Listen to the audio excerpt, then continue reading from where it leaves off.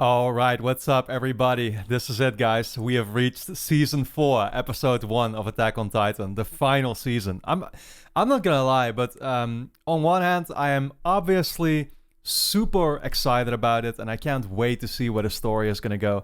At the same time, I'm kind of dreading it, and that's just for the simple realization that the end is starting to get in sight here. You know what I mean? And this is, don't get me wrong, I think this is going to be the largest season overall. I saw it was going to be about 28 episodes, I think. Even the first season, which felt huge, was 25, so go figure. We're not quite there yet, but at the same time, it's just a realization, like, this is the final season of them all. And, yeah, that very fact just, in a way, already has me a little bit sad, because I realize very well that this has been and will probably be or will be looked at as a once in a lifetime experience for me. I can't stress out enough how good this show is, how great the storyline has been, so elaborate. I could have never expected this in advance, and I've said that a couple of times, so I don't want to repeat myself too much here. But yeah, that's just something that I want to express. It's like it's funny because I one thing that I did, I just felt like it. And I don't know why, but a couple days back I was actually and I have to be very careful with that, because I obviously try not to look up anything about Attack on Titan on YouTube, because the moment you do that, you're gonna get a bunch of like recommendations and things to pop up that you don't want to see, especially not when you don't know what's gonna happen in the story yet here towards the end. But I felt sort of in a nostalgic mood already, where I was just listening to the old intro songs, and it's like, it's so crazy, man, because I find myself here, and it's not even been that many months, but I find myself here just watching back the intro for season 1, both halves or whatever, right? And even season 2, and like listening to the songs and getting all nostalgic and being like, man, these were such simple times. You know what I mean? Back when I didn't know stuff yet. it feels it felt like, yeah, I don't know. That's the odd part about it. You know that all that time you'd been asking for the real answers, and then now you have the answers, and it's like, oh, I remember those days. They were better days. You know what I mean? It's like I don't know, it already immediately raises those kinds of emotions in you, just seeing the characters there and listening to this patriotic music or whatever you want to call it, that always symbolizes, I feel, the intro songs and many of these intros. Yeah, and just seeing the characters that you love so much stand there, Eren and Mikasa and Armin. But also, you're seeing Erwin there and realizing now that his story has been concluded. You're seeing Reiner and Bertolt literally stand among them, being like, I know who these guys are now, and it's, I don't know, it's so strange. But yeah, all in all, I should probably just, kind of focus on the episode at hand here, which actually is called The Other Side of the Sea. And that's the thing. It's very strange because on one hand, I know what we're doing, and at the same time, I have no idea what to expect. It's like, okay, we know clearly the direction that the story has been going in. We know about these two races, or I don't know if races is the right word. I think people sort of more describe it, I guess, as nationalities, which makes more sense. But like, you have the Marlians and the Eldians. I mean, we know that basically now we've just headed out of the three walls, literally ended there at the sea finally, with all our characters standing there. Yeah, and then the question really is like, well, where exactly do we go from here, right? Like, what is our objective actually necessarily? I mean, it's easy to figure out that the next objective is probably, first to deal with Zeke and with Reiner,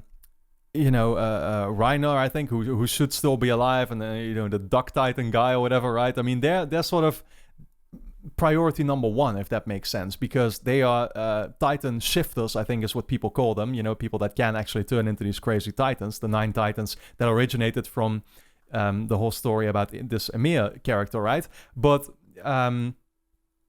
yeah, that's the thing that I've kind of been wondering about, and I just recorded a massive season 3 review, by the way, which is up on Patreon if you want to check that out. But it's like, I can't truly pinpoint what their real goal would be. It's like, okay, so we have these two nationalities or whatever, right? The Marlians and the Eldians, and so. But these Marlians aren't necessarily a real threat to them, I feel, because they themselves can't turn into Titans. They're just basically regular people, right? I would imagine that Eren in Titan form is able to easily wipe out so many of them, and they would have to really come up with some crazy elaborate plan as just regular humans to figure out some way to take him out. That's the thing. At the same time, it's like, okay, how did they manage to accomplish that in the past? Because I know that it was sort of mentioned how the Marlians managed to, I don't know exactly how they put that, but they said something like from within. They were able to, I don't know if that means convince some of them or actually defeat some of them or something. But, well, I don't know. I mean, you need some of those Titans on your side because they're basically immortal. They keep respawning, even if you manage to turn a Titan shifter into a regular Titan, the power will just carry over to a new person, right? It was mentioned, who is yet to be born. So basically, you need some of them on your side to be in the situation that the Marlians had been in so far, where they were able to actually oppress some of those Eldians still that were living on their continent and stuff, right? And that's very much what we've seen. The Zeke guy, who is Eren's half-brother, I guess, and, Grisha's other son, he's on their side. Same goes for Reiner and Berthold and Annie. Berthold obviously is not in the picture anymore, but this is, I don't know. I mean, this is basically like, I'm just thinking. First of all, and this is another maybe odd question, but how do we even get here? We're standing at the sea, but we don't have a boat. How are they going to get a boat? I mean, maybe that's something that doesn't require all that much thinking or something. They're going to be able to figure something out. Actually, didn't they had boats, though, I remember, in sort of the first, or that was, I think, the second episode where some people were already fleeing from Zaganshina and they had these boats and stuff, right? So I imagine they'll be able to just make one or whatever. But yeah, where do we really go from here? I guess they're gonna try and cross the sea and then figure out from there what their next objective really is. But I'm super excited to just get in and get going here, guys. But another thing I should mention, as I'm recording this actually right now, this is the odd part about it. So I know that this is going to be the final season of the show, right? That being said, the final season is split into two halves. The second half, as I'm recording this, which is the beginning of March, just so you know, when this goes up on YouTube, it'll probably be close to April maybe already, or maybe even April, but as I'm recording this, there's like a couple episodes I think left in the second half of the season, but from what I've been gathering, and again, I try not to do any research myself or something because I don't want to get anything spoiled, but apparently people really are saying that, like, okay, with 4 or 5 episodes to go, it's not enough to wrap up the storyline. So there's going to be something still after this, whether that's a movie that people had been speculating about or some third, well, it wouldn't be a half anymore then, but you get what I'm saying, third part of the season or something. I have no idea. It's like the odd part is that I feel like I should feel sort of unhappy with the fact that I won't be able to conclude this journey then by the time I actually get to what will be the final episode for now. But at the same time, I feel oddly excited about that because I look forward to still then being part of the hype train and joining you all basically as we're anticipating this final thing or whatever we're waiting for that will still be coming out. And I don't know for how long we'll have to wait, whether that's going to be like a whole year or maybe less than that or something, but I don't know. I'm totally used to that with other shows already, to have to be patient and stuff. And like I said, I feel like it's been kind of a privilege almost to be able to see this back to back completely, knowing that there are some of you who have been on this ride since 2013 when the first season came out. You've all had to suffer way more than me is what I'm saying, so I'm willing to suffer a little bit myself as well, if you get my point. But yeah, that being said, nonetheless, I know that there won't be that many episodes to go, really. 28 only, I think. Until for now, this will be sort of concluding at least. So nonetheless, I'm very much looking forward to it.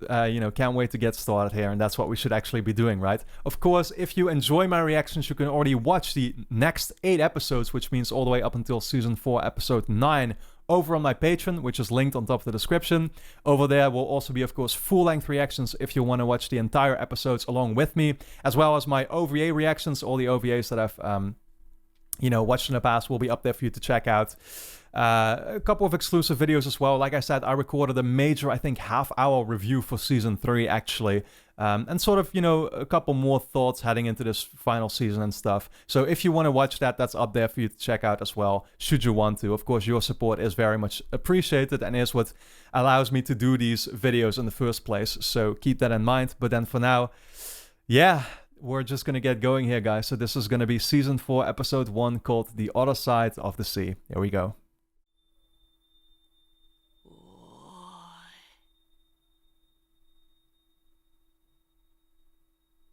Who is this? Oh my god, this is some war stuff. I wonder when this is taking place. If it's like in an older timeline or...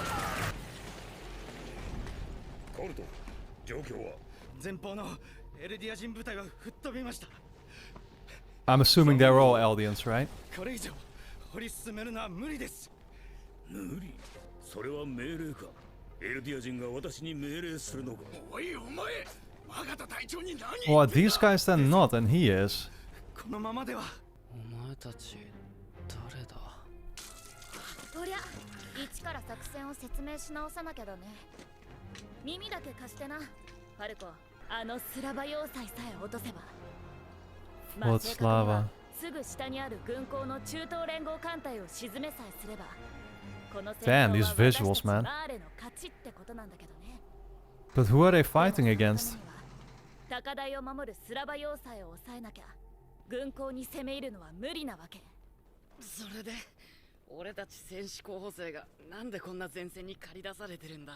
Warrior candidates. 極めるためさ、私たちの中から次の戦士を。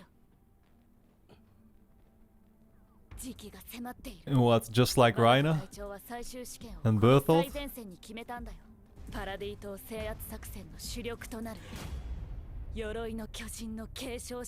Oh, wow. What the hell, man? I love how every single time the show manages to just throw you into a situation that you don't expect. Suddenly we find ourselves in the trenches here. Yeah, and a new intro, obviously. I love the colors here of the smoke. How crazy that we all of a sudden find ourselves in like a real war situation here. So they mentioned how they were basically like, in a way they were using this fight also to see who they could send next to Paradise Island or something, to find a successor to Reiner. Oh, because... Well, actually... Would that person then get Reiner's powers, or what? I imagine so. That's the only... Yeah, so these are Eldians that are fighting for them, so those Eldians agree with their cause. Just like Reiner. Man, this is crazy.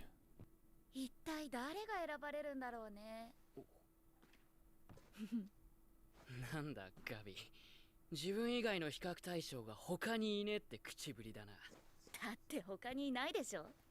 私があんたたちと違うのは覚悟だよ。Okay. This Gabby sure believes in herself. そしてこの世界に残るのは善良なエルディア人だけだと。この戦いに勝って世界に勝利する。私は負けない。私が収容区からみんなを解放する。Okay, so by doing that they are also freeing their own Eldians that are now still stuck in these camps, or what? Is that sort of their end game? That getting rid of the Titans and everything would at the same time ensure a future for the remaining Eldians.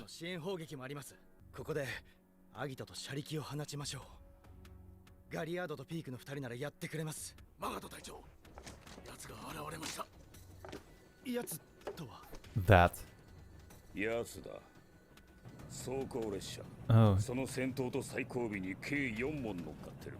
あの150ミリ口径から放たれる鉄鋼弾なら巨人を一撃で仕留められる。9つの巨人といえどな。しかし我らの巨人は2体とも Even one of the 素早い nine. とてもうなじを打ち抜くなど打ち抜いたら我々は巨人の力と戦士を失いそうだ。9年前から始まった始祖奪還計画が返り討ちに終わり、超大型と目型を失ったようにな。マーレの軍事力は低下したとみなされ、我が祖国マーレを超大国たらしめるものは何だ。巨人の力です。そうだ。これ以上 So this is something that had happened before the show. 突撃準備を急げ。マガト隊長、それはなんだエルディア人、お前たちはマーレに忠誠を誓った戦士だろう。我が祖国 Oh, this is still once again so much to process, man. ここにいる800人のエルディア人がだ。これより貴様らエルディア人部隊は敵線路に突撃を仕掛け、これを撃破する。決死隊においては敵遠征号に飛び込み機関銃を無力化せよ。 Suicide Squad. これは貴様ら薄汚い悪魔の末裔がその汚名を返上し、あの装甲列車に要塞の周りをうろつかれているうちは鎧も獣もここに呼ぶわけにはいかんからだ。お前も獣を受け継ぐ身ならいい加減に上に立つ者としての覚悟を持て。 Okay, this guy is already the successor of the Beast Titan has been decided. 列車ごと破壊するチャンスだ。 I mean, does that mean that they are trying to change the roles soon? Or just next? Because, I mean, it was mentioned that they have 13 years only, right? But, like, おいカビ I don't know if those 13 years are close yet for 国 them. がいくら費用をかけたと思ってる。今後私のような優秀な選手は二度と現れないでしょう。しかもすごく可愛いしですが私が成功すれば This girl. 800人のエルディア兵を失わずに済みます。 Nobody is as cute as me and 一 strong. 人の有望な戦士候補生と7本の手榴弾を失います。隊長殿がもし私を愛するあまり800の兵を捧げるということでした。分かった。行け。ダメだカビ必ずや私が鎧を継ぐに値する戦士であることを証明してまいります。今だけ腕章を外すことをお許しください。いいだろう。 Oh, she sure seems driven. It's a lot of S words. 誰か来る。一人で投稿しに来るようだ。いや待て。 But who are these guys, I wonder し then? かし様子がおかしい。 Just, I guess, one of their enemies in their country. 近い。 Like a 巨人化する前に撃て。 neighboring country.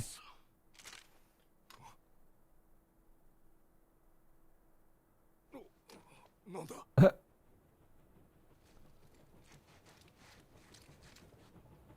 Is she gonna throw this now, or...?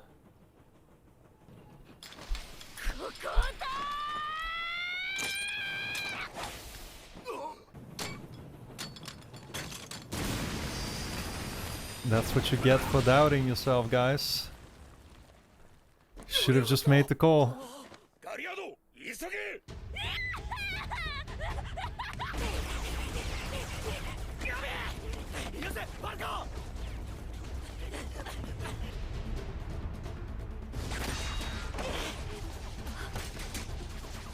Oh shit.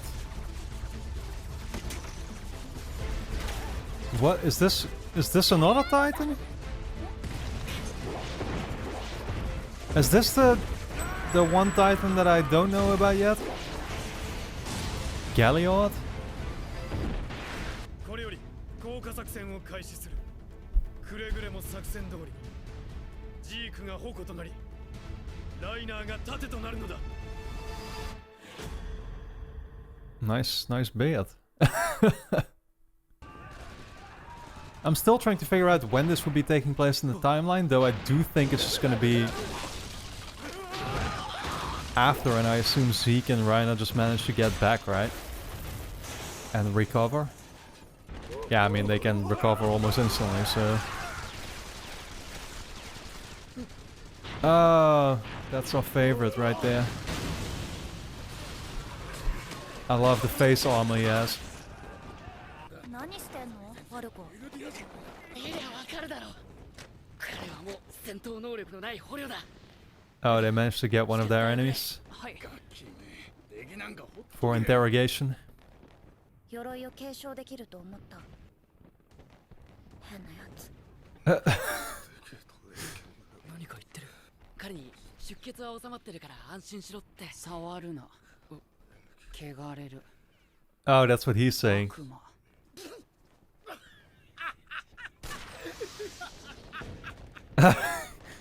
He's just telling him, fuck off, let me bleed out there in peace. Relative peace. Alright, parachuting.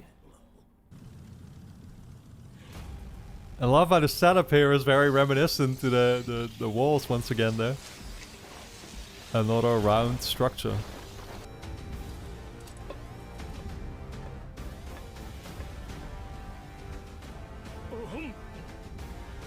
Man, I swear, Reiner is looking almost unrecognizable the way he's looking right now. Oh shit. Oh, they really just dropped a bunch of titans on him. How did they do that actually? Did they like inject them right before or something? I don't know if I missed that or not. Still makes me wonder if they can actually turn him back then as well or not. まさしく悪魔だ。俺たちマーレの先祖も。 Yeah, so they're just using these Albions for their own cause.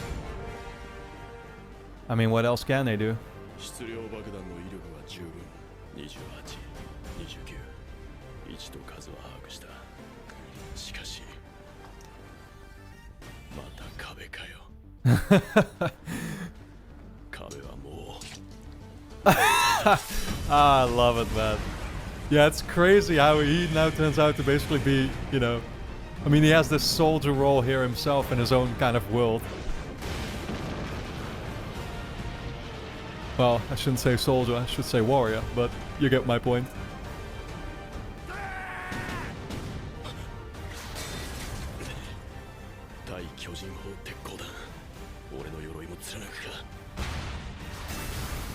Oh, right, they mentioned that, yeah.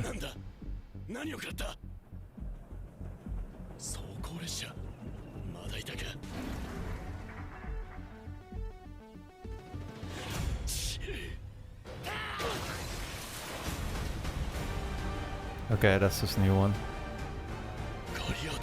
The face is so interesting. He has like claws as well, so yeah.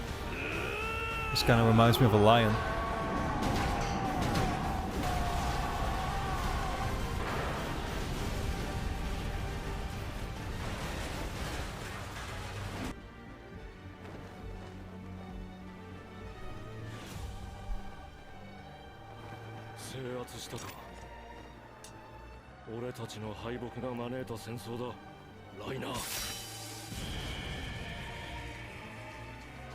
Time for our favorite monkey.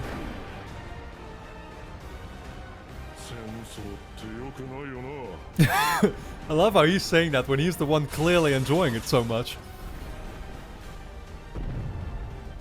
That's still what I find so conflicting.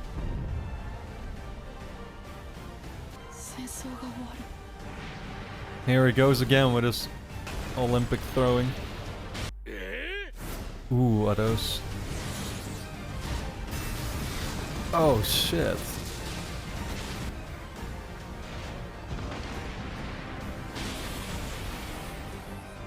I wonder if that just actually destroyed Rhino though.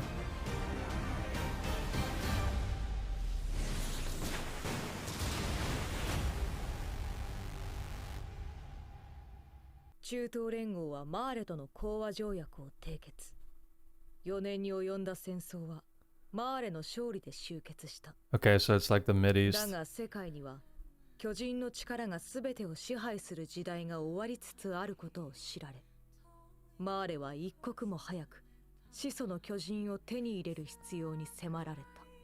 勇猛果敢なるマーレ軍の猛攻によりスラバ要塞ついに陥落せし。I guess these guys here don't complain about that tax money as much. Who's this guy? What an episode, guys. Who could have seen this coming? So this Falco guy is, I guess, gonna play a big role. Are we seeing this bird? Okay, I don't need to see the preview. I wonder if we're seeing the bird because he's called Falco, like Falcon or something. But I don't know. Let's go to review, guys. Yeah, I love how this is always what the show does. It can just throw a completely random, unexpected episode at you like that. You know, where even the title was very deceiving in a way, where it said, of course, the other side of the sea. And it's like, okay, well, I imagine that's just our guys going there, right? No, it's just actually an episode taking place at the other side of the sea with the other characters. And not just the other characters that we know, but a bunch of other characters that we're now being introduced to that I assume are going to play a much bigger role. And once again, it's just kind of... I like how I feel like I was able to really understand what was going on, though, almost completely. So, you know, we're basically just dealing with these people of Marley in their own war with again, like a neighboring country or something. It was called they were called the Mideast forces or something, I think. You know, so I assume it's just some other region or whatever, right, in their world. Yeah, that they were basically at war with. Now, yeah, again, we're seeing some Eldians basically in here. So one was called Falco, and then the other was called Gabby. Gabby was the girl who was very confident in herself. Already love her character, but I'm guessing those two are going to play a very big role for sure. But so they were basically, it was mentioned how they were, I mean, they were part of the army, you know, of the people of Marley and stuff, and they were on their side, just like we've seen plenty of characters already be on the side of Marley, even though they are Eldians. Because they just agree that like what happened in the past was bad, and of course that same thing we know goes for Zeke and for Reiner. But so these characters, these new ones, Falco and Gabby, they were there trying to really prove themselves as well, to try and be the successor of, it was mentioned, I think, the Armor Titan, right? They were trying to be to claim the next spot there, because of course it's only the Eldians that can turn into these Titans. So these Marlians have to actually find Eldians, yeah, you know, for those roles in the first place, because they can't do it themselves. They can't turn into that Armor Titan themselves. They can't turn into Titans. So it all makes perfect sense. And Gabby seemed really driven there. There was already one guy, I forgot what his name was, but I think he was a different guy, right? Who was mentioned that he was already going to be a successor for the Beast Titan. So, yeah, and then we even have another Titan that was introduced to us, Galliot, who kind of looked like a lion or whatever with a really weird face. I imagine we're still going to find out a lot more about him, because that's the thing I was also, and it's something I forgot to mention, but people cleared that up for me as well over on Patreon, that like basically there was only one more Titan I think we were in the dark on about his identity, because the duck face Titan is also a Titan, a special Titan. So that would have in total now made, yeah, this Galliot guy basically now completes our list. And although I don't know what he looks like yet in regular human form, so to say, very curious to find out more about him. But and that's the thing. I mean, we're ending here on this scene where it seems like Reiner has met his demise. Then, yeah, because these guys had already mentioned how they possess these cannons or whatever through which they could finally take down Titans, including the one of the 9, as they said, right? They would be able to actually destroy them with that. So if this actually marks Reiner's death, then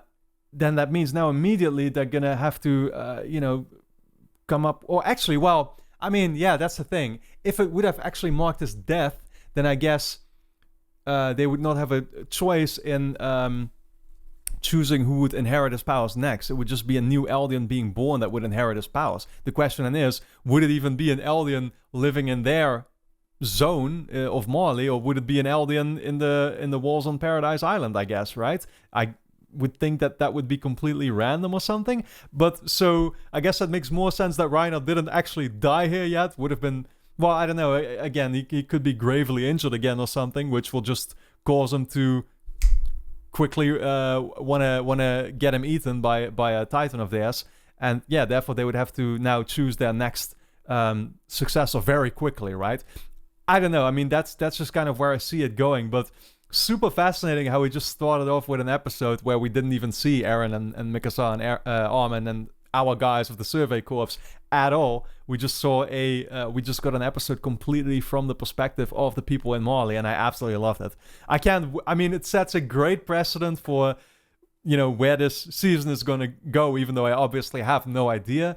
I can only say that I thought that this was a great, super interesting episode to get us started with, and immediately for me to be sort of on board and here ready for the ride, and to just see like where this is all gonna go.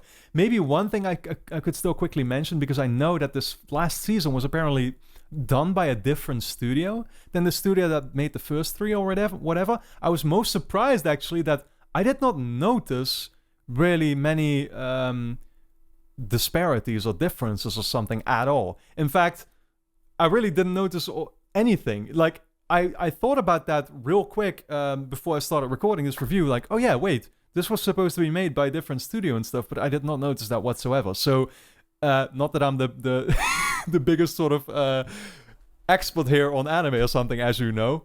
I'm just saying that, like, because the interesting part is that going from season 1 to 2, I clearly noticed a difference. And going from season 2 to 3 even, I noticed the difference in style. Which was weird because they were all done by the same studio. I imagine from the first to the second season made more sense because a lot of time had passed. And so they might have been able to kind of perfect their style or rethink certain things or whatever. Again, I have no idea what the process is even like of making something like this. So don't get me wrong.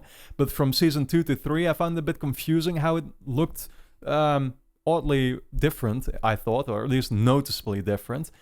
Yeah, and here I actually did not really think that too much, which is interesting because, again, it was a different studio in this case. So, nonetheless, guys, I'm very, very excited to, I'm going to immediately actually get going here on the second episode myself. So, I'm going to dive straight into that, but for now, I hope you all enjoyed my reaction. Of course, the next 8 episodes will be up over on my Patreon, which is linked on top of the description. Full-length reactions, OVAs, they're all there for you to check out.